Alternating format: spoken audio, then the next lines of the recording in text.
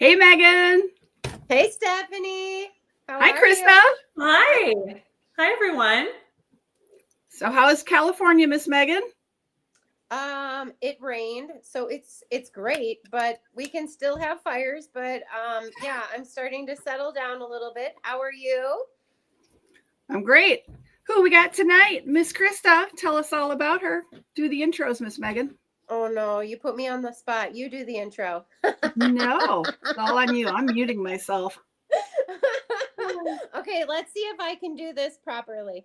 Hi, everybody. We are here with Krista Kehoe. Did I say it right? Kehoe. Yeah. Oh man, I apologize. No, I you're did good. warn you.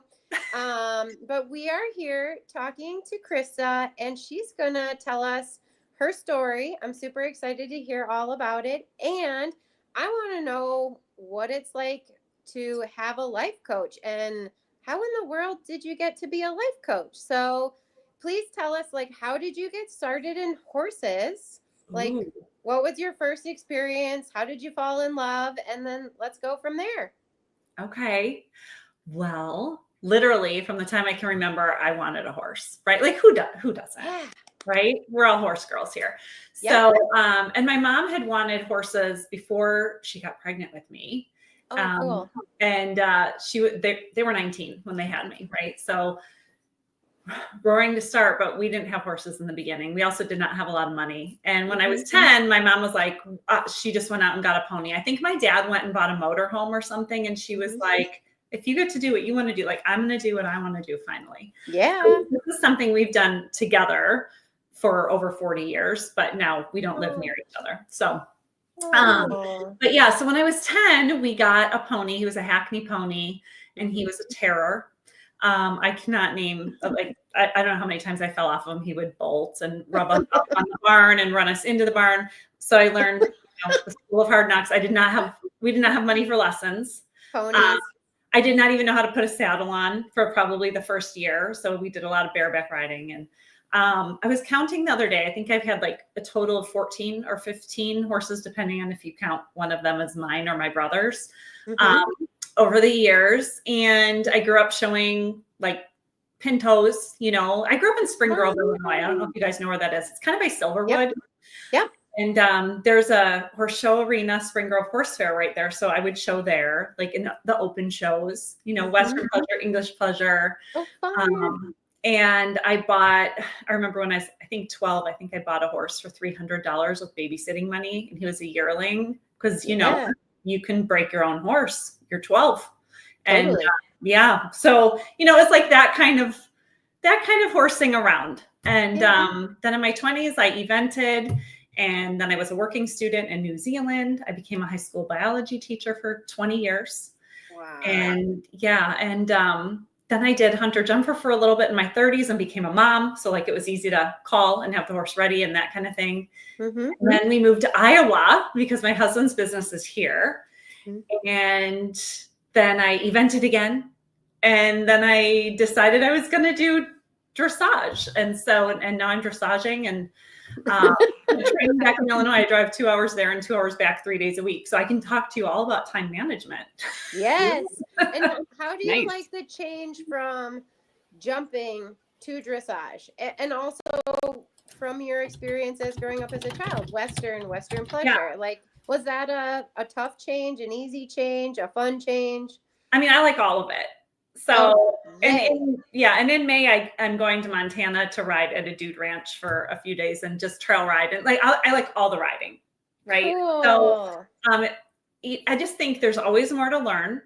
And, we grew up with horses at home. So the horsemanship is always a part of all of it, right? All of it. And I was laughing. I was talking to my brother the other day and I'm like, we used to be left home alone, like all day. Our parents would be at work, right? Yep. We've got these horses in the backyard. We would get on them bareback, like in the paddock, and just let them chase each other. We played this game called Bite the Butt, where like the horses would run after each other and we just would hold on. So, I mean, there was no supervision. We weren't wearing helmets. We didn't. So I'm not advising anyone to go do these. I'm just saying, like, that's how I learned to ride, So I like all of it. That's I did the same thing. Yes. Yes, I've watched some of your previous episodes, and I'm like, I think a lot of us Midwest girls just kind of grew up like, The same. figuring it out. Feral. Yes, Feral. I still kind of like that. Yeah, me too. We as children were very, very feral. Yeah, yeah. So, I think you still are. Yeah. It's the best way to be. Like, you're like, I'm going to figure this out. Right. Yeah. So lots of babysitting money and lawn mowing money. Like, we didn't have a lot of fun. Me too. Yeah. Right. I still think if you're out there listening and you're like, I can't do this because horsing costs too much money, we get it. And also there is a way, like you can figure this out. And maybe at a different point in your life, it'll look different. Exactly. And so you were a teacher and you rode at the same time. And then you stopped teaching? Yeah. So my son was, I'm trying to think, maybe 6 or 7. I was really burned out for teaching. I always say I went into teaching to help people reach their full potential, and I left for the same reason. Right. I'd had enough, and my husband really didn't want me to leave, but I was done. And so I went and got a coaching certificate to become a holistic health coach because I taught biology for 20 years. And I was like, okay, I can do some transition here. And I did that for a while. And then I was like, I want to do something different. I'm a Gemini. So I gotta live all the lifetimes, right? And I was like, what is really holding people back? And it's our thought patterns. It's the way we think about things. It's the story we tell ourselves. It's the limiting beliefs that we have. And I had been introduced to life coaching as I was leaving teaching. And I had worked with a coach. And I was like, I wonder if I could be one. I wonder if I could be a life coach. Like, this would be really cool. So, and I think I left teaching in 2015, 2016, somewhere in there. And then I certified as a life coach in 2019 with the life coach school. And Brooke Castillo owns that school. And then I worked there for a year. I decided to be a contract coach so that I could get as much experience as possible. And then after a year, I was like, I want to have my own business. So this will be great. And I just did general life coaching. And then I kind of niched down to perfectionistic women. I mean, I don't know if you know any perfectionists. I don't know any of those. Not one A-type person. Not one. Right. So I kind of labeled myself as that. And then in 2023, I had a pivotal life event, I would call it, where I had this horse who I deeply loved. Like, I call him my heart horse, West. He was 8, and he ended up having all of these weird, like, health mysteries. We couldn't get him figured out. He was off the track. But he had, everything from, is it laryngeal paralysis? I can't remember. He was a roarer. I got him the surgery. He had like asthma. He ended up with a nebulizer. He had EPM. He got some respiratory thing. And it was just like one thing after another. And anyway, long story short, under the guidance of a veterinarian, he did end up having to be euthanized. But in that journey, I realized I wanted to be able to make what I call regret-free decisions. Even when they don't feel good, right? Like, sometimes there's the right thing to do and you know it in your gut, and you know that you're not going to feel happy about it, right? But you get to a point of certainty. And I was like, I need a formula for that. Like, I couldn't really find a lot of guidance for it.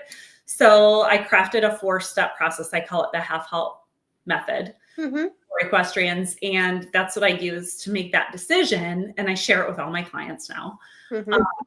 But then in that moment, I was just like, you know what? I have 40 years of experience being an equestrian. I know all the different ways this is happening. Why am I not using all of that in my coaching? And that's when I decided I was just going to coach equestrian women. That was it. They need you. Right? And like, I mean, when we show up like at whatever, like gatherings, or when we meet people and we find out they're a horse girl, we just don't stop talking. Like, there's a knowing, there's a connection. Oh, we share pictures and we just can't stop talking about our horses. And I have to say, as we delve into this, as a instructor of A-type women, sometimes I hit circumstances with them and I'm like, this is way above my pay grade. I don't know how to help you, right? Like, they get too much into their heads. They, overanalyze things. And I'm just like, could you get a little cowgirl in you and kick him? Yeah. Yes. Can we just get moving? And so, Linda had a question, and that was, what have you learned from horses that helps you with people, right? Like, you've had this 40 years experience. Like, what have you learned to transition to help them and this half halt? I like this half halt. I mean, so many things, and it comes up in the coaching sessions as analogies, but I would say the number one thing that sort of overlaps that comes through is that when we live our lives, we want to do that from an energy, a place of a certain energy, right? And if you're creating your life from fear, your life is going to look different than if you're creating your life from courageous, right? If you're living your life from mistrust, that's going to look different from supported, right? And those are different energies that we can bring to all of our situations in life. And it's the same thing when you show up to ride your horse. Your horse feels all those different energetics that you bring to that day, right? And if you show up timid and sort of suck back, like, your body is going to, sort of emit that. Your horse is going to pick up on it, and then they respond to it. Oh, totally. Right. So the same way that we craft our rides with energy, we're going to craft our lives with energy. And the energy we're crafting our lives with is emotion.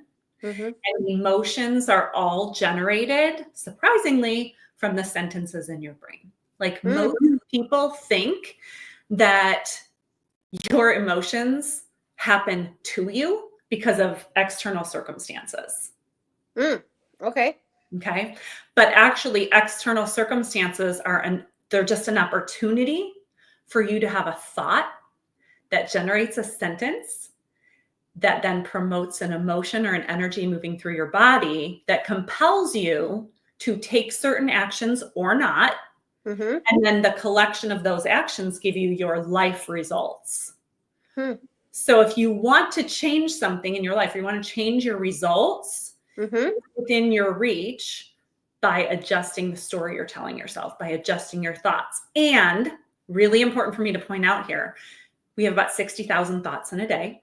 Most of them are on autopilot. You have habits of thinking. Okay? And it's just like, that's normal. Your brain couldn't process that many a day if they weren't so automated. So my job is to talk to you, ask questions, have conversation, and notice what your habits of thought are so I can point them out. Just like if you're giving a lesson and you see your client riding, you're like, hey, your outside leg is actually bumping your horse's flank. And they're like, how can you see that? And you're like, I can tell by your horse's reaction. I can tell by what you're generating. Right? So, you're the eyes on the ground, giving attention to the riding, and that's improving riding skills. I'm seeing the sentences in your brain so that I can help you adjust those and then change your outcomes. That's really cool. That is really cool. And so, who should come to you? Everyone? Well, I would say in general, it's going to be passionate, high achieving women who make riding a central part of who they are, right? They're the people who I relate to. When they show up and we have our first consultation call, you don't have to explain the horse thing to me. I get it. So there's that. Of course, I want to know more about it. And then generally there will be things like challenges, right? Maybe somebody's really struggling with relationships, right? I always say stress less, ride more. So what are the stressors that equestrians face? The same thing regular civilians face, right? The horse is on top. So relationship challenges, time constraints, different responsibilities and obligations that they're trying to balance, which we all balance isn't a real thing. So you have to do that in a way that's really authentic to you, right? Which includes selective neglect. I like to use that. We're going to choose what we don't do. And then there are things like barn drama or show nerves. I don't have any barn drama. Yeah. Or fear of fear of having certain, difficult conversations. Yes. With your veterinarian, your farrier, your trainer, your significant other. Hey, honey, guess what? I think I would like to buy another horse, right? Like or difficult conversations with yourself, even like getting really honest with yourself about what you're willing to do, not willing to do. So, I mean, I just kind of covered like all the bases, but yeah. Yeah, those are big things. So you really delve into life and hard conversations. So if someone is really wanting to change their life, you support them. They should come to you, correct? Yeah. Yeah. And I mean, it isn't even just like your life might be really amazing, right? And as horse women, let's be honest. Yeah. We already have a lot going for us, right? Like if we're able to do this and, this is really a central joy in our lives that we get to participate in. So we already have pretty good lives. Yeah, we do. Right? Yeah. So it isn't like you have to be in dire shape. I always say it's kind of like hiring a personal trainer, right? Like ages ago, like when I was growing up, no one did it except like movie stars. Now, like everybody's got a personal trainer. And life coaching has kind of gone mainstream too. Like you don't have to be a superstar to work with a life coach. You just have to want more for yourself. Oh, I love that. I really love that. And I also am thinking like you're an asset to instructors, because it would have been nice to have known you, I don't know, 15 years ago, because I had a very large show team. And I found I couldn't relate to my customers because I didn't have their issues, right? Like I didn't think of I was like shocked when they finally were vulnerable enough to say some of the things they said and like what was bothering them in the show ring, because I never thought that way, right? Like I love competing. And so I go in with a positive attitude before I ever start. Whereas a lot of my customers, I was shocked on, like we'd get to the show and all of a sudden I would call it, I mean, I'm sure there's a technical term, but where they just didn't ride, right? But instead, I think they were freezing or they were, and then I'd start talking with them and I was like, oh, why? Like you've worked so hard and then we get here and you just gave up. That was my perspective. There was a lot of things going on that's above my pay grade that I couldn't help with. And actually it got to be so bad that I just don't want to take anyone to a horse show. Like, and I think that's important for people to hear, because I think they should find someone like yourself that can help them, because I can't relate, because I love competing and those things don't block me from competing. Right? Yeah, what you just explained is like such a spot on example, because for a lot of, let's say, amateur women who are riding, like showing becomes a thing we want to do, right? And then you get there and you've done all this preparation, you put all this money and time and energy and emotion into it, right? And it means something. You're telling yourself a story. Like when I go in and X, Y, or Z happens, then I'm going to tell myself this. But if this other thing happens, then I'm going to make it mean this thing about me. And so that's part of it, right? Like, what is it going to mean about you? But here's another really interesting thing that happens for people. They go into the arena and they suddenly realize they're being judged. And maybe not even just by the judge. It's like, oh, the people from that barn, or the barn I used to be at, or my friends who know me, or the person I bought this horse from, or whatever, right? They're watching. And instead of being connected and present and enjoying the ride, they get performative. So it's almost like this out of body, like they're they're like thinking about the people over there instead of like just being one with their horse and just giving their best ride. Yeah. And what if the people were actually wishing them well? I think on some occasions they aren't, right? But why not just think they're thinking well? Like they want to see you succeed. Like, honest to God, when I ever see a competitor, an adult amateur that's struggling in the arena, I truly go, oh no, I've been there. Oh, come on. And then I start coaching them and I'm like, you got this. just keep riding, you know, like I feel for them because I've been there, but I don't think horrible thoughts about them. I'm just like, oh, shoot, that's not a good, you know, that's, oh, I feel bad. Yeah. That's not a good thing happening to you. It's their own personal, sound reel. Yeah. And it's how we talk to ourselves. I was on my Peloton this morning and I thought this was so funny. I can't remember who I was riding with, but she made some comment about your body is listening. Like, what are you telling it?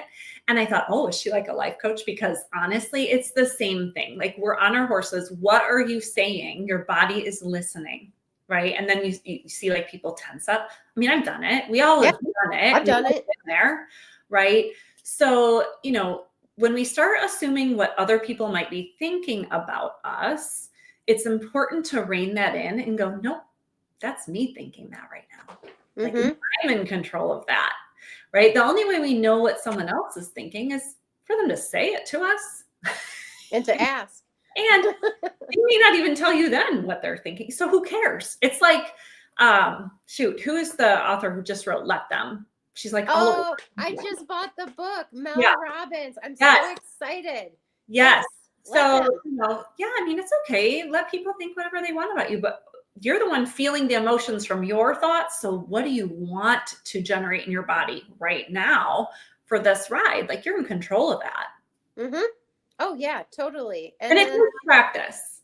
And the other thing, like for me as a trainer, right? Like, we have to be realistic, and I feel like people need to be more realistic in the expectations of our horses. Like, this is a flight animal, for God's sake. All the money that we are investing, our love, our time, what are they going to do naturally? They're going to run. It doesn't matter that they're a Grand Prix school horse. Right.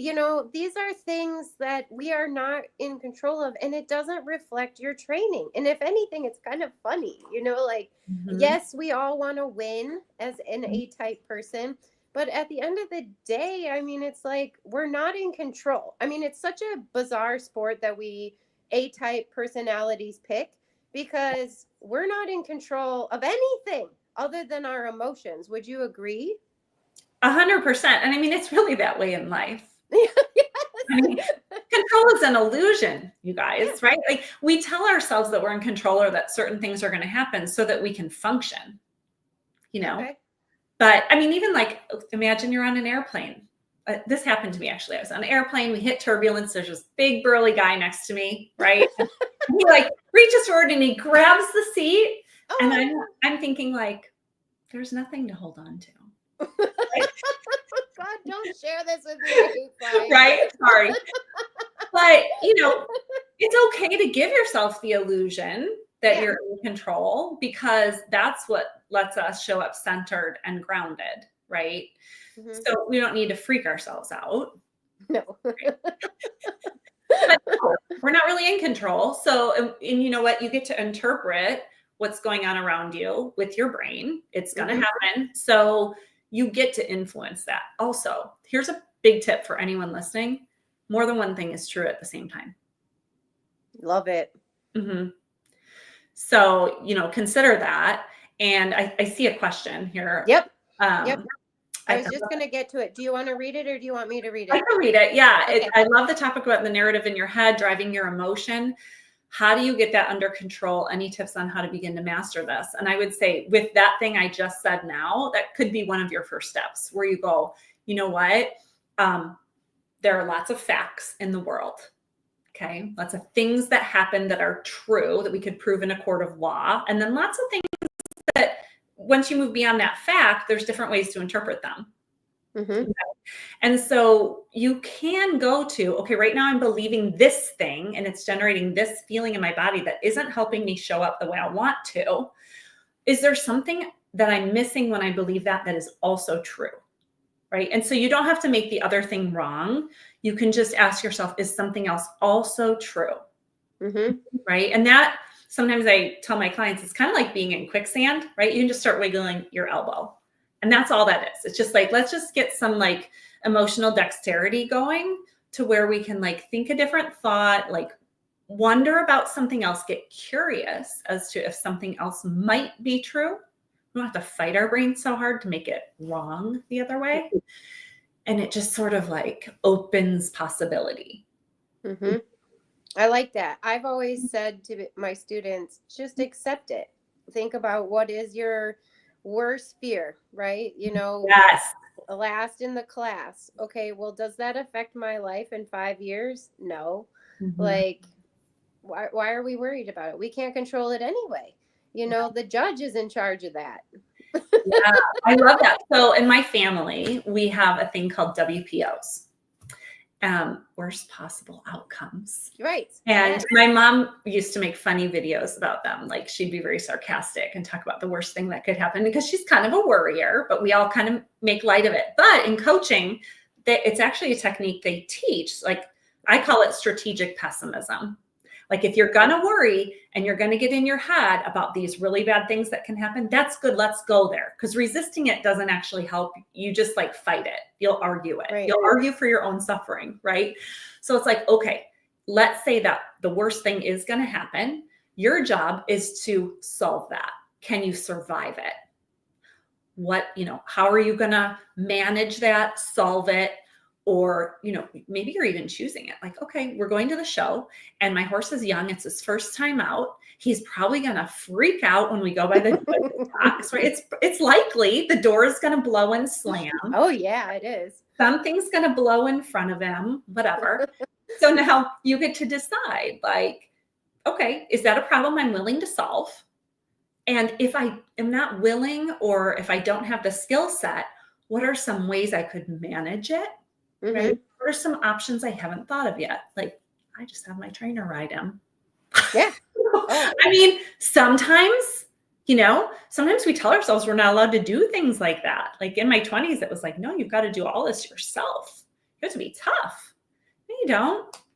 Well, why can't you watch the trainer do it and then you do it the next day? And like that gives you confidence in your horse. It's not a oh, you can't. It just is like, oh, it's a confidence builder. Like, oh, he did it. Okay, he can do it with her. He can do it with me. Yeah, start creating evidence that you can get through it. And, then your brain kind of opens up. Because also our primal part, we got two parts of our brain mainly. I mean, I'm not going to go all science on you. I know just enough to be dangerous because I taught biology. So we've got this primal part of our brain that's all about survival, right? Like no risk, no effort. Let's get a dopamine hit right now. Okay, let's not delay gratification. That's what your survival brain wants, your reptile brain. And then your prefrontal cortex is where you like envision yourself with all these goals and you take your horse to a show, things like this, right? And so we have to find a way to manage that part of your brain that is terrified that this is it. Like you're not going to survive this new thing, this adventure. Okay, calm it down. So then actually, I have a question before this one. Why do they even do it?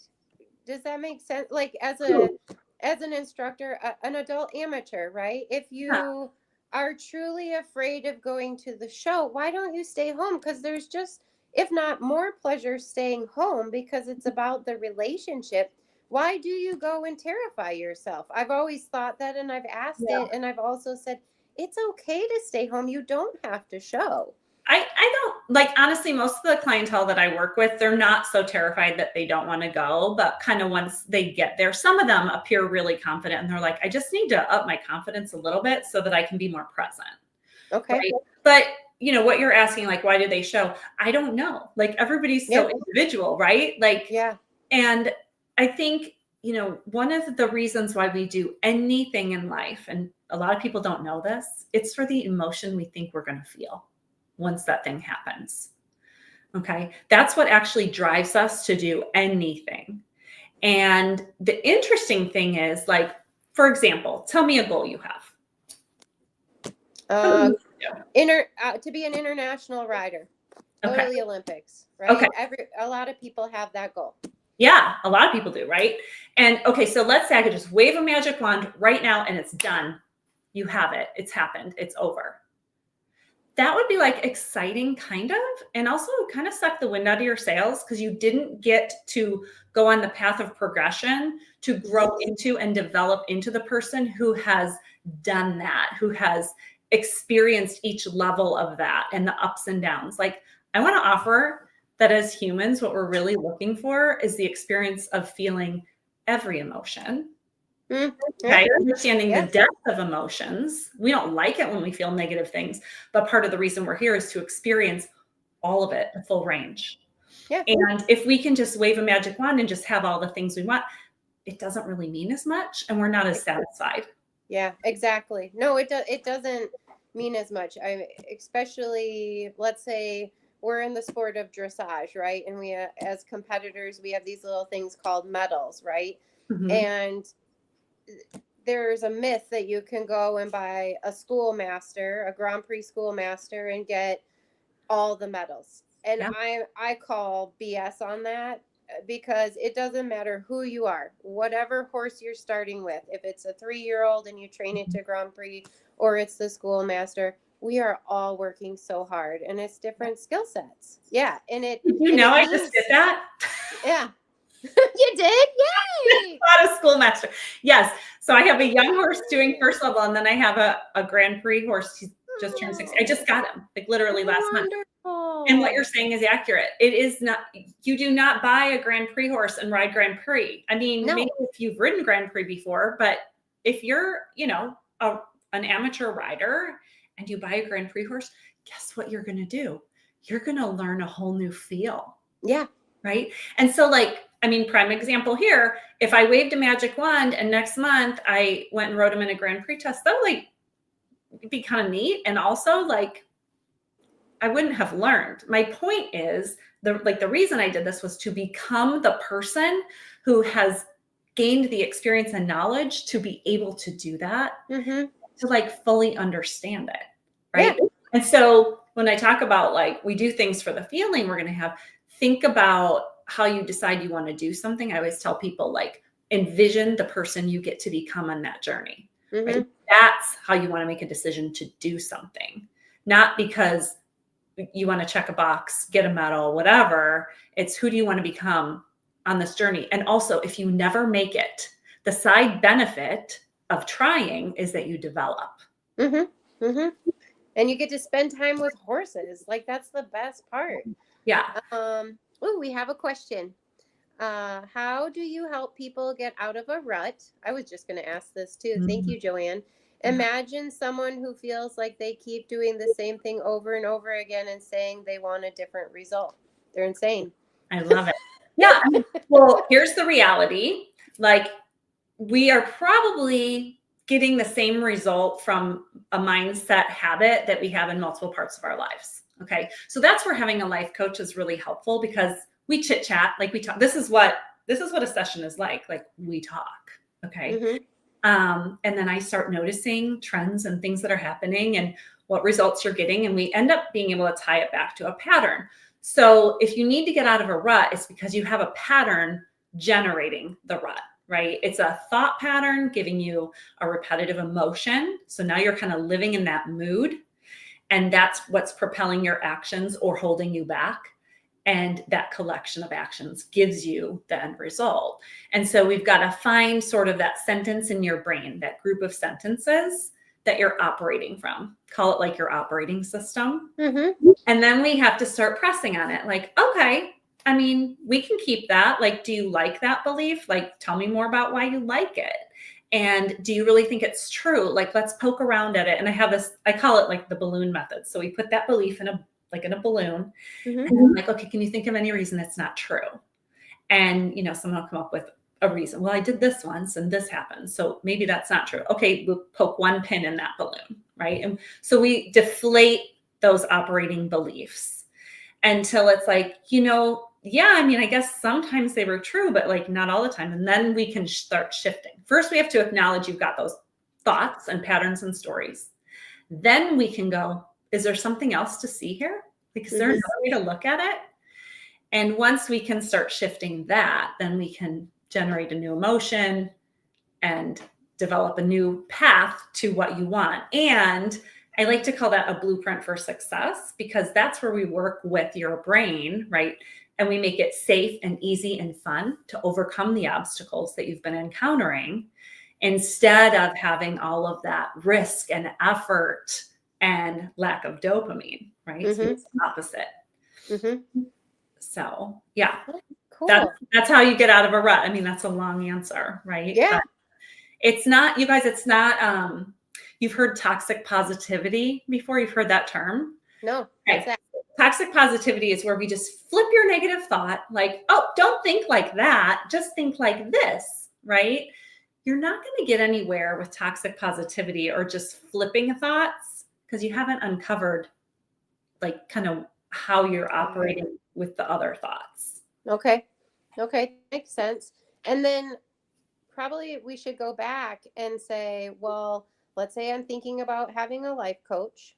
How do they contact you? What does the first, session look like? Like, how does that look? So if I say, okay, Krista, I want a life coach, what do I do? So if you wanted to, consider coaching with me, you go to KristaKehoe.com and you can set up a consultation call. I'm also on Instagram and there's a link in my profile. It's free. It's 45 minutes. We talk like horse girls talk. And I ask you a set of questions.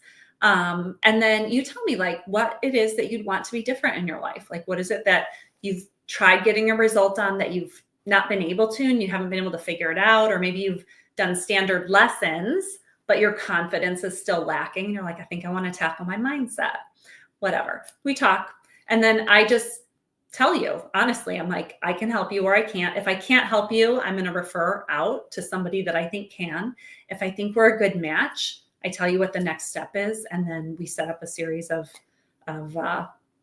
meetings. And I work with my clients by quarter. I either do 3 months at a time, or I do have clients who go year to year.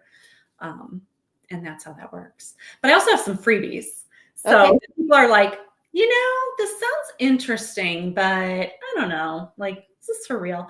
At KristaKehoe.com, there's a freebie you can download about relationships. And then you get on my email list and you get kind of a weekly, tip or trick or story. And then I've also got one about making decisions, and then one about managing your time, prioritizing your time. I think I gave you guys the links, so you can just put them in the show notes. Yep. We were going to do that a little bit later, so people actually had to watch. Yeah. And then if they watch the live, they get them. So it's Stephanie, and she'll be putting them up for everybody. Okay. Perfect. Yeah. Yeah, they're good ones. They're the ones only my clients get. So grab them. Yes, definitely. I looked at the one. I haven't received the other one. No regrets. So I briefly looked it over and I thought it was very good. So guys, keep watching. Look for those links. Stephanie's on that. Yeah. Well, it sounds very easy. They can check you out on your website and evaluate themselves as well. Correct? Yeah. Absolutely. And, it's one of those things where it's like, again, you don't have to want to change your whole life. You're just like, I want to feel better, or I want to solve this problem, or I want to stop bumping up against the same obstacle, So yeah, I'm happy to answer more questions too. I can't tell how many people are on or like who's asking questions. You guys probably can from your side. Stephanie can. She knows all. Okay. Stephanie, do you have some questions? It's all me. I've been trying to put them on the screen. Some of them you guys have answered and some we've gone past, but most of them, a lot of them have just been more commenty that we've kind of gone past. But yeah, there's, anywhere from 8 to a dozen or more people on. They're kind of on and off and on and off. So that's the typical YouTube jumping on and out. And Yay. Yeah. Well, well, tell us more. What else should we know? Oh gosh, let me think for a second. What else should we know? I'm looking at some of my notes. I was on another podcast earlier today and we talked all about the decision making method. I could talk about that if you want. Yeah, I want to know. Okay. So a lot of times when people make decisions, they do have you ever done a pro-con list? Yes. Yes, okay. I have. Yeah. Or you're like, I'm going to ask all my friends and take a tally, right? Kind of take a poll. What do you guys think? So those are, honestly, you have to figure out what works for you. But the way I teach making a decision, because a lot of people are like, well, I'm going to make the decision, but then it doesn't feel good. If it doesn't feel good, then I've made the wrong decision. I'm like, no, actually doing new things should feel terrible.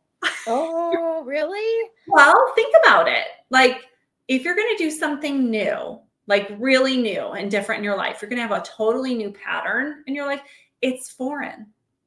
I'm currently doing it and I'm having a blast. What are you doing that's different? Okay, I now am a co-host of a podcast, and then Stephanie and I started Bar and Besties 4 months ago, and at first I was like, "Ooh, this is really hard because it's the internet." And then interviewing people, like I suck at it. Like I stutter. I'm an introvert. Like I acknowledge it, right? And I'm like, but damn it, I'm going to get better at this. And I have all these amazing women around me. Stephanie is fabulous. Like I watched one of her interviews and I was like, how did you do that? Like, you're amazing. And then I have a client, Lisa. She had a little ribbon series. And I was like, you haven't been a weather girl in years. And look at you just like, bloop. And I'm like, I wanted to make change in my life, right? Yes. From being a horse trainer, and I always want to be a horse trainer, but the business aspects and all of that. So I've been looking for different ways on how to continue my career because our industry is struggling. Yeah. And so, but I'm learning so many new things from these amazing women, right? I love what you said though. So basically you had a desire to kind of reinvent yourself. Yes. And I love how you said, technology's hard, right? Very so you acknowledge that was a problem. And then you supported yourself with like safety. Okay. So you made it safe for yourself to do the new thing, kind of subconsciously. And that's exactly what your brain needs. And that's why you're not feeling terrible about it, because you handled that issue for your primal brain already. Okay. Had you not generated some safety and support for yourself, you might be out there like panicking about the technology still. Oh, well, I got Stephanie. I mean, right. Like, I just go, Stephanie, I tried, like, and I'm tenacious. That's why I'm a horse trainer. That's your belief system. Yeah. I'm tenacious, right? I will figure this out. I will get the help I need. So like you have those scripts already running in your brain. Those are the stories you're telling yourself. Yeah. Okay. So you're not stuck. Oh, I am. But tell me where you're stuck. Let's think here. Well, I think it's because I have these new things in my life, right? But like there's a couple disasters going on in my life right now that obviously I don't want to put it out there, but like running a barn is like, it's really hard, and I'm stuck, right? As a barn owner, I'm stuck, and I acknowledge it, and I'm trying to work through it and trying to find better ways, right? And that's also why we started Barn Besties, to share that we're not alone. So, but I identify with what you've said, like these negative thoughts, like when I think about my barn or maybe a client or an experience, I have that negative thought that I would like to move past. Okay. So, if you're looking at, well, what should I do to move past this, for example, you're trying to make a decision about it. How I like to approach it is 4 steps. It goes like this. It's the first step, and I'll explain them after I go through them. So identify the gap. Second step is create certainty, eliminate uncertainty. Step 3 is dissolve resistance. And step 4 is develop self-trust. And you guys, this is on a handout. They're going to give you the link. But step 1, identify the gap. Do you think at all in videos in your brain, like in movies of your life or pictures of your life? Like, how does your brain work? Yeah, I would say I see scenarios and kind of play them in my mind. Yeah. Okay. So here's what you can do then. Think of in the future, if it were just solved, if it was already done, what that might look like, what it would feel like, who you could be in that situation, and compare it to right now. same, video of right now, who you were being and what's going on. And so what you're doing is identifying the gap between those two spaces in time. Okay. Mhm. Yeah, between those two circumstances. And the thing to notice there especially is the difference in how you feel and what you're believing. Okay. This is really, really quick the way I'm going to do this, but Yeah, of course. a little more time. Okay. Then from there, we go to step 2, which is eliminate the uncertainty. Okay. So we go, okay, well, if that were how it could end up, and if there were a solution in there, why would I want to become more of that person that I've seen in the future? Like, you've identified your future self. Why do I want to become more of her? And like, what does that look like more? Like, we have to kind of get to know her more. Okay. Mhm. And then from there, this is the really fun part, because kind of once your brain settles on that and you're like, yeah, I think I want to like move toward that. I think I want to do that. Then usually that primal part of your brain will show up and go, that's a change. That's hard.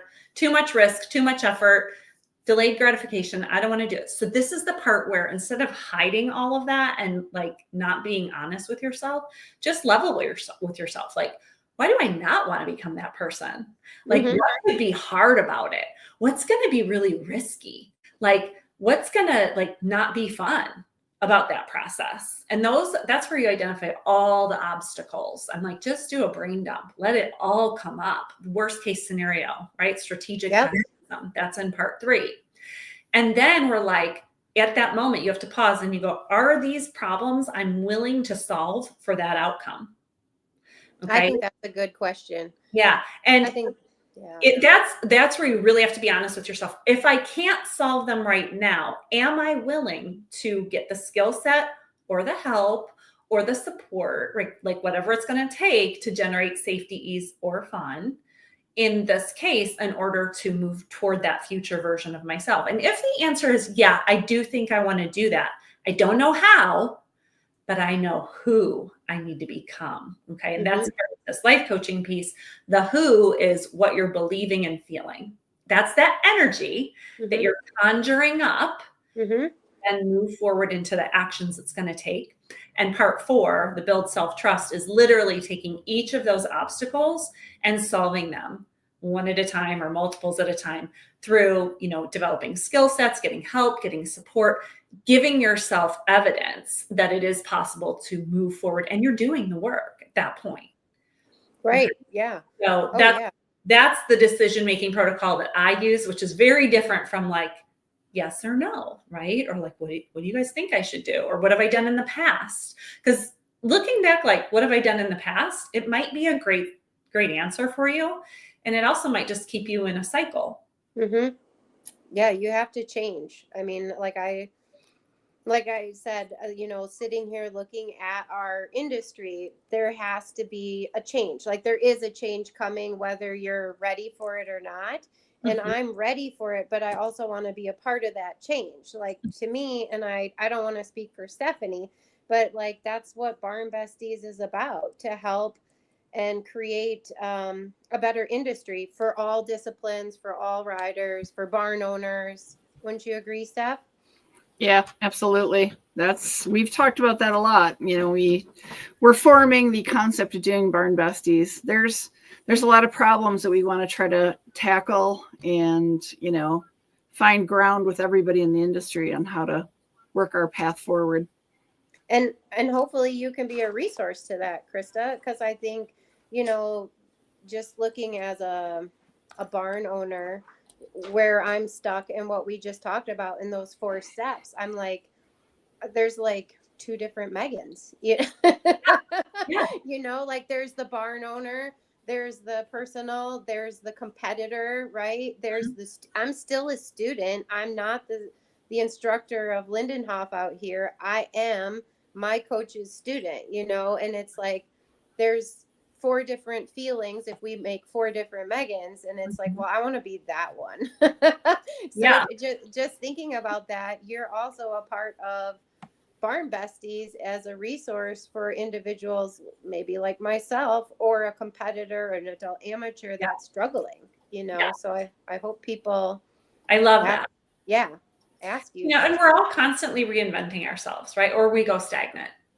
So which direction do you want to grow? And that's another way to just ask yourself the question, like whenever you have a choice, you know, okay, I've got a choice to make here. Like these paths look different.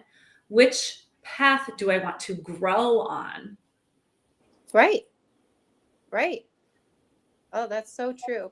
And what would you say really holds us all back? Do you find that there's a pattern in all of us? Is it that fear of perfection? We all have the same Yeah. patterns, you know. I mean, there are some themes like the I'm not good enough theme or I don't deserve it theme. I mean, there's a lot of that comes up just from social conditioning, right? But we don't all have the same ones, or they aren't all the same that cause us problems. Mm-hmm. You know, we've overcome some on our own. And, you know, like not all your thought processes, even if they're negative, they're not all problematic. Really? Yeah. Like even if they're negative, they're not all problematic. And you don't even want to get rid of all your negative thinking. Like some of it is there for a good reason that you want to keep. But what you do want to do is become aware of what your actual thought patterns are. And then you're like, ooh, I know that when I start to feel this emotion and this kind of a circumstance, I'm probably telling myself the story that I've kept for a long time. I'm probably just, you know, generating more of that pattern. Okay. And then you can make a decision. Like, I still want to keep it. I'm good with it, but at least I know where it's coming from. Right. Mm-hmm. Or it's okay. I know that when I do that, here's kind of how things go. I think I want to make a shift. What else could be true here? Right. So just know, like, not every negative emotion is a problem either. Mm-hmm. We actually want to feel negative about some things in the world and in our lives. Like, we actually want to be sad about some things or angry, or like, that's normal. I've been trying to, maybe that's part of my stuck problem. I've been trying to avoid those emotions. Yeah, and I've been trying to be happy. I'm trying to find happiness. But I mean, think about it. Like, we love to feel good. Okay. Yeah. But the reality is, and this is another coaching concept, like, we're not supposed to feel good half the time. Mm-hmm. Yeah. There's 50-50. Yeah. Yep. So, and if there wasn't the 50-50, like, where would the contrast be? And how would you know that things were good? Mm-hmm. You know, and I'm not saying like we're going to wish the bad stuff. Of course not. No. But the fact that it's there doesn't necessarily mean something has gone wrong. I gotcha. I think that was an eye opener for me. Mm-hmm. I've been trying to sweep all the negative under the rug. Yeah, and then it's still there. Like, you can't. It's always there. Yeah, because it's supposed to be. Mm-hmm. Yeah. All right. Cool. Yeah, this is so fun, you guys. I love talking to horse girls. I do too. I love it. We appreciate it. Yeah, it's great. It's been interesting because Megan's aware last year was a year of a lot of changes in my life. Like everything in my life changed. Everything. Mm-hmm. So it's interesting to, you know, I've been really listening and kind of going, yes, yes, Yeah. And I think, you know what, I don't know how old you guys are, but you reach a certain age and you're a little more self-aware, or you can see certain patterns in yourself, but maybe they're patterns that you don't want to keep, right? And you're, but this is just who I am is a phrase I hear sometimes from my clients. This is just who I am. This is just how I've always done it, right? Or my family was like this, so I am. And it's important to catch those things. It doesn't mean you have to change them. Right. But you don't have to give your power up to something that has been a habit. You get to choose it intentionally or make a shift. I think that's huge, especially I listened to a podcast of Mel Robbins about Let Them. I'm very excited to read this book. I've only read the intro. I'll probably give it to you, Stephanie. But the other thing I was going to say is I think also having besties, you know, friends like Stephanie is extremely tenacious, right? She is on my case. I never would have run. What have I even run? You know, a half marathon if it wasn't for her. I know people say, well, you have to do it yourself. But let me tell you, this girl was messaging me for hours before every practice. And if she wasn't, there is no way in heck I would have ever done it, you know, for years. Like, so I think too, also having friends who know when you're struggling and they keep poking you, like, come on, come on, come on, come on. I mean, that's Stephanie. She's my girl. Like, she's like, what are you doing? Quit doing. And she's honest, you know, she's always like, she's keeping me real, right? Like, honestly, you know what? Like the biggest thing I think in self-development is either being able to be honest with yourself or having someone you're willing to hear honestly. yeah. Right. Because we're really good at sort of pulling the wool over our own eyes or, you know, sort of avoiding or somebody earlier today was talking to me about they had gotten advice at one point about, you know, if you set out to accomplish a goal or you put it on your calendar, whatever it is you're going to do, if you're letting yourself off the hook, like, would you let an employee off the hook? Like, and I'm like, the question to ask is, why are you letting yourself off the hook? Not just force yourself to not let yourself off the hook, but ask yourself why it wasn't important to keep that promise to yourself.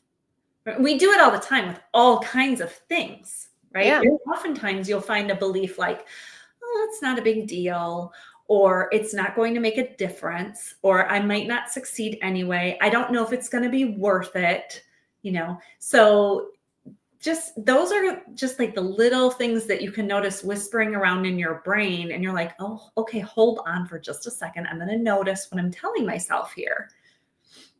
I think that's really great. I noticed that when I want to work out, right? Like that little voice goes, but you rode 9 horses today. Why, you know, and that's where Stephanie came in and was like, come on, let's go. Yeah. So we have another question from Joanne. Can you give us an example? What if someone keeps saying they want to ride, but don't? Like, I never have time to ride.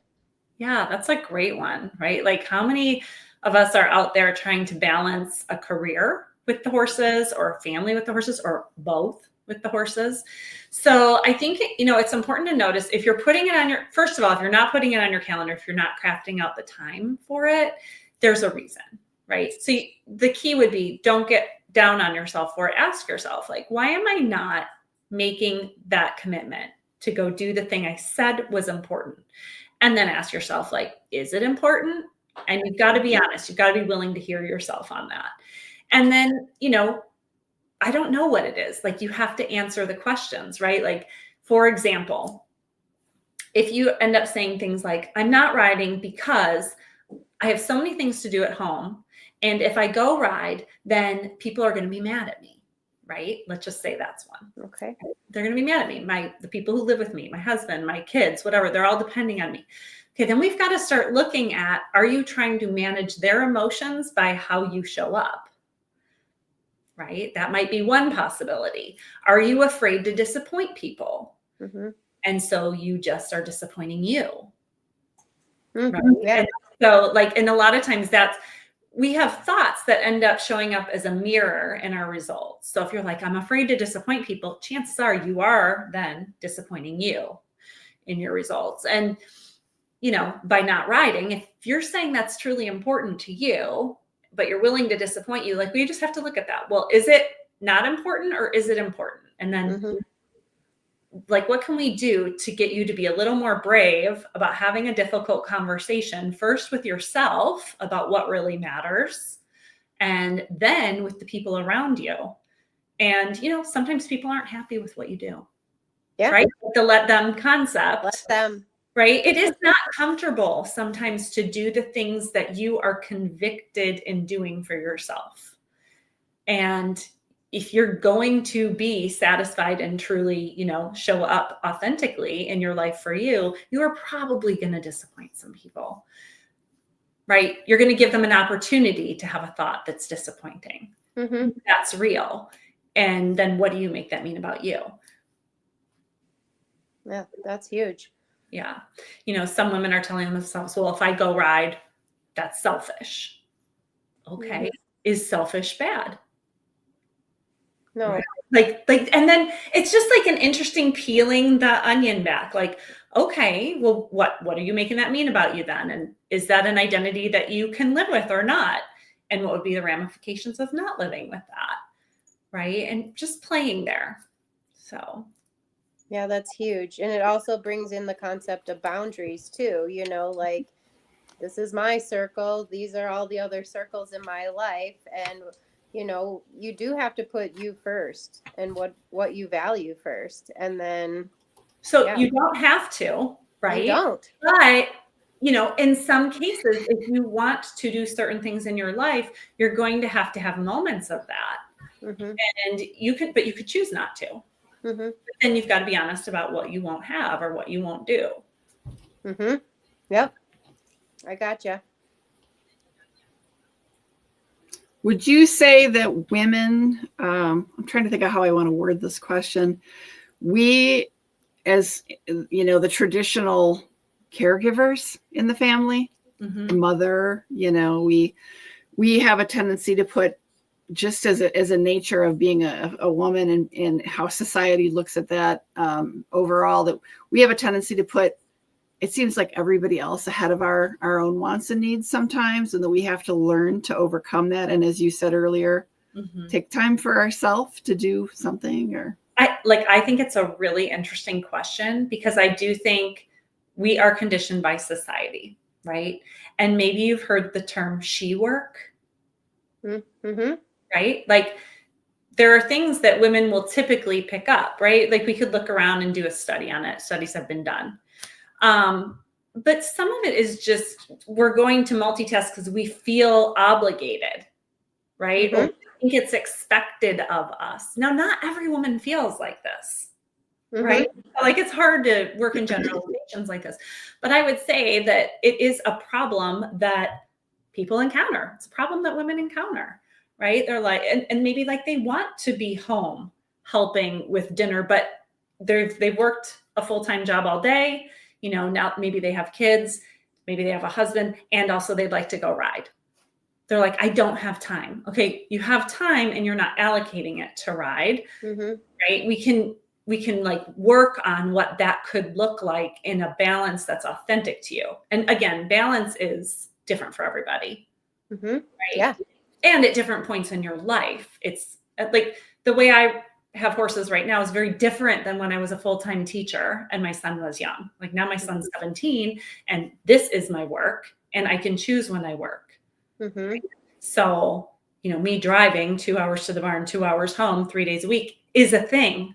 You know, that was the problem I was willing to solve. Time, distance, right? But maybe not lack of a dressage trainer. Right. So.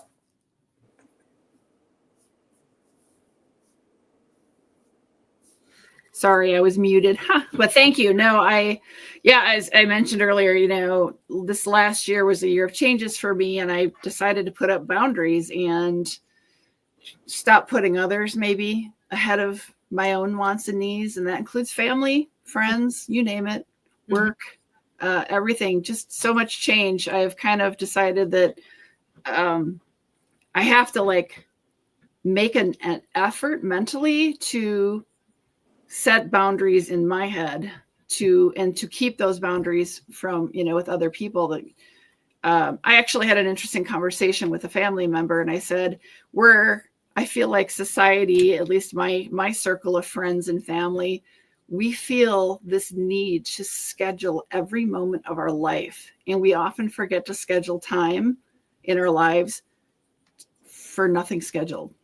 Yeah. Like intentional time off, right? Right. Just white space. Yeah. To do whatever on a whim that you want to do. Or nothing. Yeah. It could be sitting on the couch doing nothing, or it could be going for a walk in a park on a whim. Yeah. And honestly, like if you've spent your whole life being very scheduled and then you decide that you're going to not be scheduled some of the time, when you're not scheduled, it might feel a little weird. Well, I think as a former farm owner, longtime barn manager, farm owner, the responsibilities of that, we have to schedule pretty nearly. And I think, Megan, you can speak of this.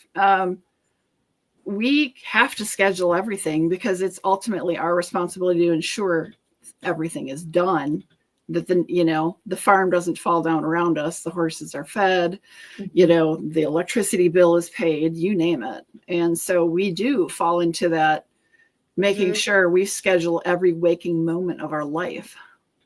Yeah, I'm totally guilty of that. And it was really fun to make space for Avi in my life, because he's a little bit the opposite of me. Like, he does have a schedule, but he doesn't, and he's very flighty and he can change. And I was like, huh.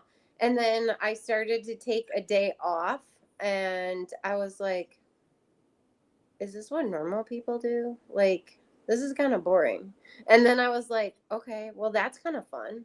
And so it was definitely a struggle, but now it's on the schedule to put me time, right? Well, that's what California is all about. I found how much I didn't like at home with no vacation running a barn. And I was like, oh my gosh, I'm a horrible person.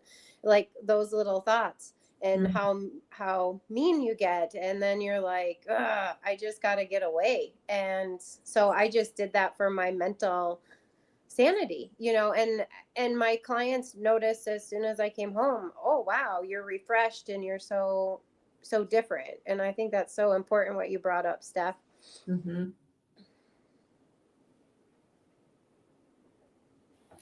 Sorry, I was muted again, but yeah, no, we really appreciate. Well, it's if I'm typing, it's very loud, and I try to. We learned that. Megan yelled at me several live streams ago.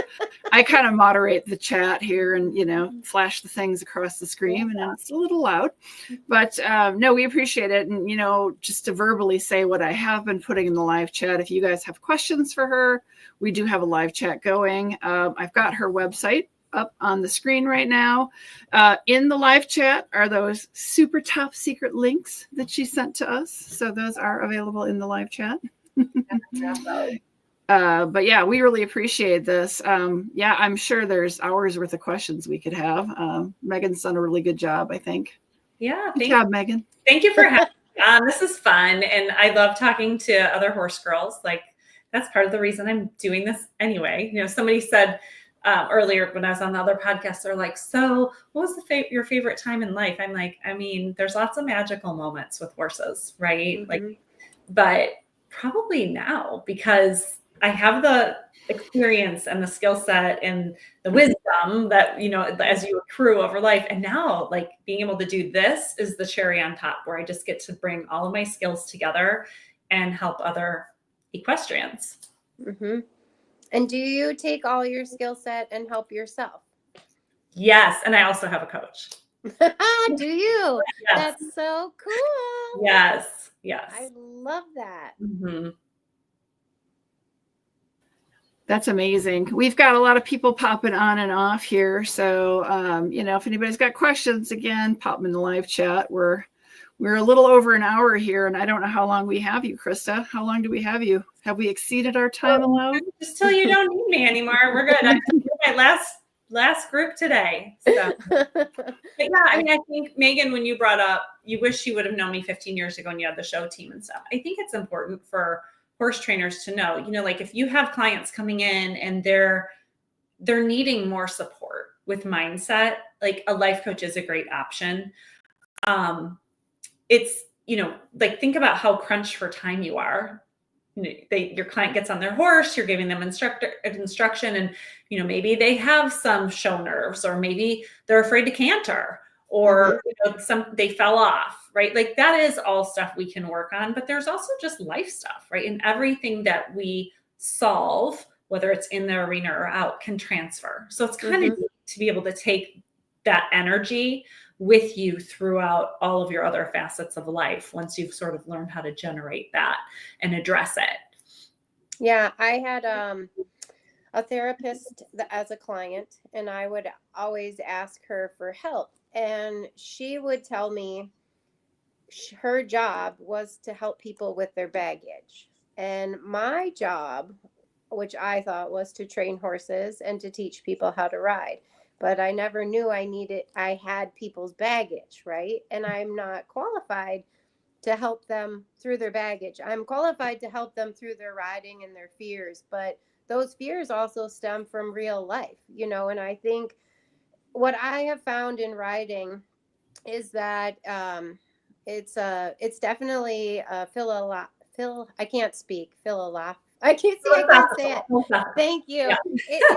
It's a study. I think riding brings out our fears or our confidence, and people don't realize that in the moment, and sometimes instructors don't realize that in the moment, or I can't relate to someone's fear because I don't have it, and nor do I have the skill to help them mentally through it. I can help them through it. You know, I can, as an instructor, make things happen and get them through it. But I think there are other ways. And that's what I'd really like to show, is that we do, as instructors, have support, right? And there are things that people should understand that we can't help you with, but it's also the responsibility of the student to look for other opportunities, in my mind.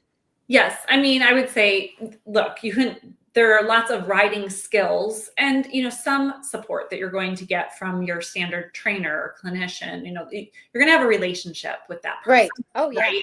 For sure. And you put trust in them and, you know, they're able to help you. But if you want to go further with that, or you feel like you need more, like a life coach is a good option. And truly, you know, fear is helpful. We need to have some fear, and you need to have that for survival. So, but if you're coming up against fear and like your horse is really safe, then we have to start looking at, like, really, what are you telling yourself? Like, really, what's this coming from? You know, but certainly I don't tell people like, it's fine, you know, and you know this, there are times when it's not fine. I worked with a client last year who had a traumatic brain injury years ago, and she was still carrying around a lot of fear, but also she let it impact her identity, right? Like she was upset that she wasn't the rider she used to be. And so we spent some time developing value in the rider that she is today, and how, you know, how she has learned and what she is available to do and how wise she is. Right? When she chooses to not be on, say, a young horse, or she chooses to do something differently or do groundwork, or, you know, but there's like that comparison sometimes when someone is like, well, I don't ride how I used to. Well, okay, but what are you making that mean? Like, is it really a problem? No. And what really is the goal? You know, I think always looking back to, like, why did we take that first step to the barn, or make that phone call to get a horse, or to connect with the horse trainer? Is like, it's the horses. It's always been about the horses. Yeah. And who do you want to become on this? Like, if this is a lifelong sport, and for many of us, this is, your talent is going to ebb and flow, and your capacity, you know, to do certain things, and depending on the timing of your horses and their soundness and their abilities, like, the way that you ride is going to change. Right? So how do you adapt to that and find fulfillment? I love that. Yeah. Who you become. That's beautiful. Thank you. You're welcome. You're welcome. Yeah. Steffi, you have any questions? Had to go over and unmute myself. No, I mean, we could sit and ask questions all night, and can't do that to all of us on that, but really appreciate it. We should mention that, you know, I've been flashing her website on the screen. I will make sure that gets dropped down, of course, in the description. I can't remember if it's in there. I think it is, but it might not be, but we'll get that in there. But we do have some hidden links in the live chat. So, you know, you gotta watch the replay and watch with the chat on. But we can also, if people are interested and they're having trouble watching and viewing the live chat comments, they can reach out to Megan and myself at our channel email, and we can absolutely get those out. So, but I believe, Krista, you said that's some of those are available on your website. Just one of them. The one about relationships is on there. The other ones are if you go to Instagram and my profile, there's a link tree. So there are a couple there you go there that people can grab as well. And it's just Krista_Kehoe on Instagram.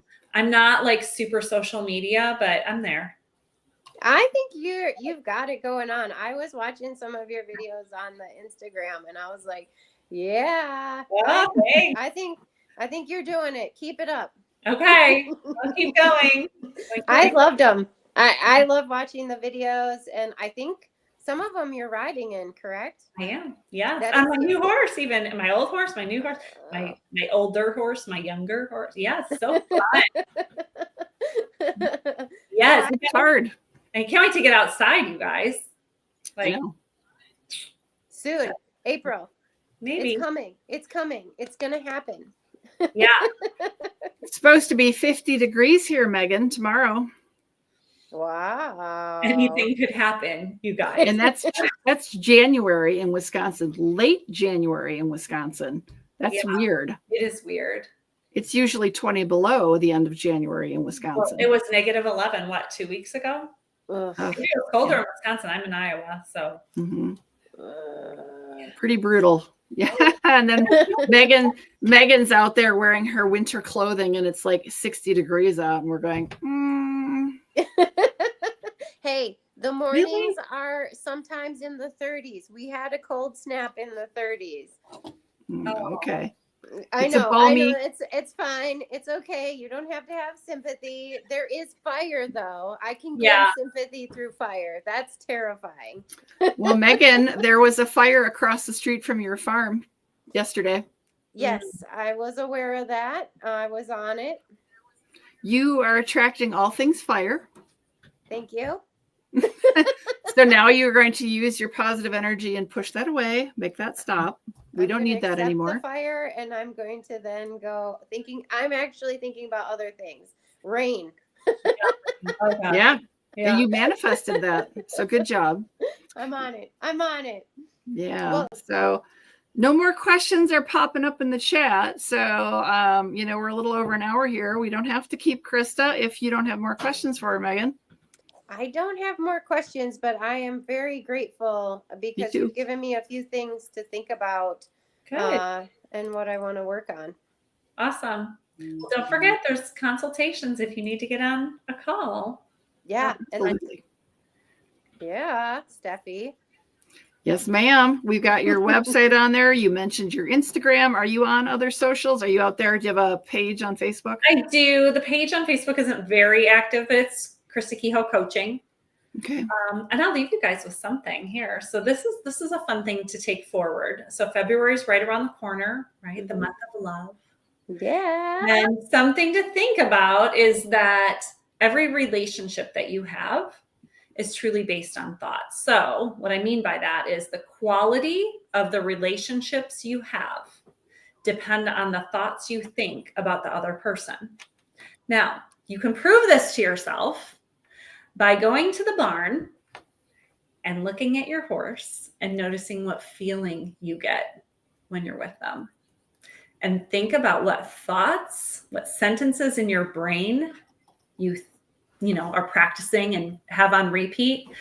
Like I always laugh, like my little turning 6-year-old Swedish Warmblood Vito, he's like happy-go-lucky and right. So I'm always like, he's like, hi mom, like, what are we doing today? And he's all, so like my feelings toward him are very bubbly and very like, connected in a fun way. He's super fun. And then my new horse, Chico, 16-year-old, he's a Lusitano and he's been there, done that. And he's done Grand Prix with other people. And he's like, your legs are very loud. You're very, very difficult. It's hard to have you as an amateur. And I love you because you bring the treats, you nice lady. There, right? Like, but I'm like, I think of him in a different, like in a mature, like he's a different like person, right? So start thinking about if there's a person in your life that you want to relate to differently, check your thoughts about them and see if there's something else available to you. Well, that's a great challenge. I'm going to use that actually tomorrow and tonight. Yeah, and for the rest of our lives. Yes. Yeah, I'm going to use that. I'm going to and I'm going to use it on a horse. Yeah. So yeah. Yeah, I mean, you can be very intentional. Like, what do I want to actually feel? It doesn't always have to be love, right? It doesn't always have to be something great. You just might want to get to neutral about someone. Yeah. Right. All right. That's a great challenge. Mm-hmm. I like that challenge. I take that challenge. The gauntlet has been thrown down. There you go. All right. Well, it's been a pleasure. Thank you so much for having me on. Thank you. I hope we cross paths again. So We will. Absolutely. We will. Thank you so much. take We'd care. love to do this again if you are in for it at some point in the future. You have time. We would always welcome having you back. This is great. Yeah. I really appreciate it. Just stay in touch. We'll talk. So Yes. Yes, Yeah. we will. Well, all right. All right. Well, thank you, Krista. We'll let you go. Thank you, Krista. bye, everyone. Goodbye. Thank you, everyone, for watching. So, Miss Megan, your update from California is you're doing good. You're safe. Things are okay. Yeah. Yeah, Okay, things great. are chugging along. I'm pretty excited because I got into a couple of barns. We don't have the dates nailed down, so I'm not going to say any names until the videos have been filmed, but I'm working really hard on trying to get into some California barns and different, not dressage barns. It is hard. So if anyone's out there watching and they are not a dressage person or they know of someone from a different discipline, I would love your help in finding barns that would share their barn with us, because California is a whole new environment. But otherwise, I'm doing great. I'm focusing on barn besties and spending time with my horses. Let's quick go through. We've got, I think we're pretty booked up for our February live streams. Is that correct? We are very booked up. You want to quick go through those real quick? Because I'm excited about it. Just hit on some of the topics. So the live streams, I believe nearly all of them, we have the links ready to roll on YouTube, which talk about the topics. But one of the things, Megan, you and I are really, really advocating the discussions about, I guess I can say, the burnout with barn owners and the financial crisis that our industry is going into. That's especially huge. For barn owners and trainers, people who maybe rent barn space, and of course the barn owners themselves. So we're going to be talking with people about that. I'm very excited about that. And I also got slides from Eliza Sidner. She and Reese Koffler Stanfield did a couple of presentations together. There was also a survey. So I got copies of the slides, which I will be posting on our Facebook page throughout the month to share some of those results and to continue the conversation. I'm super excited to have Dr. Carly Denton back. We've rescheduled her. Yay! And we're going to talk about senior horse care, because I think we have covered extreme cold. But if anyone has any questions, we can do that. And I think the senior care is going to be really great. Senior horse care, I should say. I think so. And then on the 3rd of February, I hope I don't kill her last name. I apologize in advance. I'm not very good with this, but we're sitting down with Suzanne Gooden, and I'm very excited to actually sit down with her, not because of what she's doing today, but her whole life story seems fascinating, and how she's reinvented herself is really interesting to me, because I think we as horse trainers, horse professionals, that we have lots of open doors to us and we can reinvent ourselves. So I'm really excited to sitting down and talking to her, and then maybe that might motivate someone if you're like sitting on the edge, like, oh, this really isn't working for me. I want to, I don't want to be a horse trainer. I want to be a farrier. Oh, I want to be a vet. Well, maybe she'll help you, with her story and listening to her. So I'm excited about that and learning what it's like to be a clinician. So we have her coming on. We have, I think that's all of them, correct? Well, I might be scheduling one with two sisters. They're twin sisters, actually, and they have their own barn, their own business where they sell products, and just discussing how do you work with family. Ugh. Yeah, so that's challenging. I think that'll be good topics. So we have one live a week because the lives I think are very popular, and I hope we can provide a lot of information. What do you think, Steph? Yeah, we appreciate everybody, and we realize that not everybody can actually jump in and join us live, but these are it's great. YouTube makes these available to watch at a later point in time, so that's wonderful. That's awesome. Yeah. So I think yeah. that's what's going on, and we have shorts coming out on Tuesday. I love Lisa's shorts she did on I mean, she did a great job. Her and Mr. Cameraman Derek were great. So I think I might need to make that into its own playlist. It was wonderful. I think you should. Yeah, I think having the roving reporter and Mr. Cameraman come on was pretty special. Yeah. I'm curious to see if the roving reporter is up to anything else. She said that was one of the walls of ribbons. Yeah. She's up to more. She's got ideas. So watch out, roving reporter. Good stuff. I'm curious to see and hear more. We had we've been attempting to put more out on our Instagrams and our TikToks. Of course, we don't know if TikTok's going to last. It depends on the federal government, but yeah, putting some of these shorts, but we've had a lot of interesting feedback on those. People really like that because they're always wanting to know what to do with the ribbons. So it's been a lot of fun. It was good. And then you have also been interviewing people at home. Not as much as you. I think you're on it. Well, you've been doing a lot of shorts yourself. I've been doing the shorts. Yeah, that's I need practice, Steph. I mean, how am I gonna get up to your level if I don't practice? You got more opportunities right now to make shorts, but yeah, appreciate that. Yeah, right now I do, and I gotta get practicing because interviewing people is really tough without you. You're doing a good job. I kept quiet most of tonight and let you kind of moderated the chat and let you do your thing. You did a good job. And then what other thing do we need to report? Oh, I've been trying to get us on Patreon. Did want to announce that. So I think I'm in over my head. So it's challenging. It is very challenging, and we'll be looking for some support. Hint, hint, hint. So, but I am get there on my days where I've scheduled Patreon time. I'm working on that. So buckle up, people. Megan's on the loose. And so I think that's what's happening. Good stuff. Yeah, it's good stuff.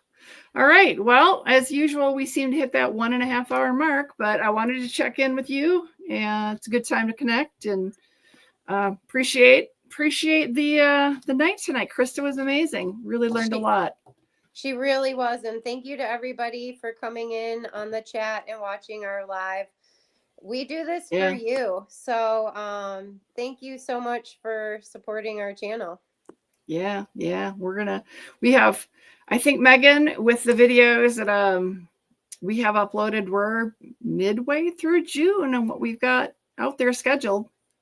And I have more on a little black box you gave me. Yeah, I got one of those right here. It's good. I'm glad you're making use of that, and I'm excited to see what you're bringing. So, yeah. All right. Well, I think we can end the live. People are probably about done listening to us for one day. Yeah. Nighty night, everybody. So say hi to your Mr. Cameraman. So say hello from us, and we'll say thank you, everybody. Does he want to come on and say hi to everybody? He doesn't usually like to be in front of the camera. There he is. There he is. Hi, Steph. How's it going? How's Callie? It's good to see you, Mr. Cameraman. SoCal. Oh, SoCal. Oh, it's SoCal. It's good. He's been working really hard as our cameraman and what he does professionally. He's been working really hard. Good. Doesn't he look tired? Yeah, I'm tired. I was at the gym tonight. I'm tired. Getting after it. And sore. And very sore. Girl. Yeah. Get at it. So we're trying. All right. Yeah, and you're going to be coming to the gym and working out with Avi in April. It's good times.